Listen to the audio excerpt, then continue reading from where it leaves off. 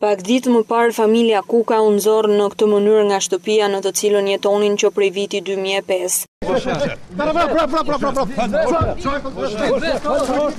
Inuk me mjete të rënda të ndihmuara edhe nga policia u rënoi ndërtesën 3 katëshe ku jetonin edhe 2 familje të tjera.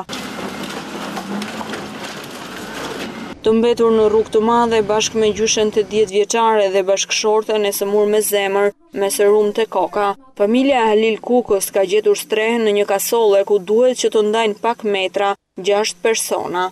Këtu pa drita, komshit më kanë lidhi prizat jem atan, pa ujë më kanë nxjerrë një zorë me ujë komshia aty matan. S'kam ku shkoj. Unë jam zero tash, ku ta gjej dhe shtëpinë, duhet ta paguaj shtëpinë.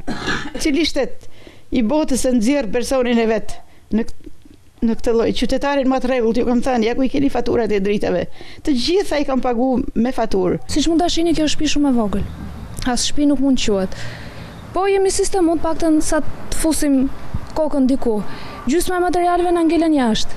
Familjes që i ka rënë në llotaria e Ruspës, tashmë nga kjo kasolle duhet të mësohet me rënojat e shtëpisë që ju shfaqet sa herë hapin syt në mëngjes.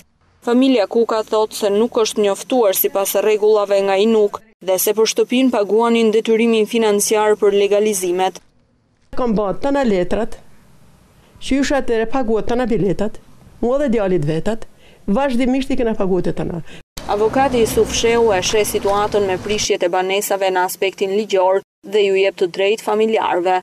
Normalisht brenda këtyre 10 ditëve institucionet dhe në përputhje me në 130 kodit procedurës administrative duhet i lëj kohë subjektit i cili i është nxjerrë vendimi për prishjen e objektit në pronësi apo në posedim të tij që të ndërmarrë hapat ligjore për mbrojtjen e interesave të veta ligjore, pra drejtës vetë pronësisë që i pretendon. Që do të thotë që inspektoriati brenda këtij 10 ditëshi nuk mund të ndërmarrë asnjë veprim. Kushtetuta i garanton çdo qytetari të Republikës të drejtën për një strehë ku të fusë kokën, por shpesh nuk ndodh kështu. Shteti në këtë rast, nëse ka për të prishur në një zonë të caktuar objekte të fundit që duhet të prishen janë objektet e strehimit. Dhe këto objekte detyrimisht duhet të shoqërohen me një plan të qartë dhe të detajuar në lidhje me zgjidhjen e problemit të strehimit.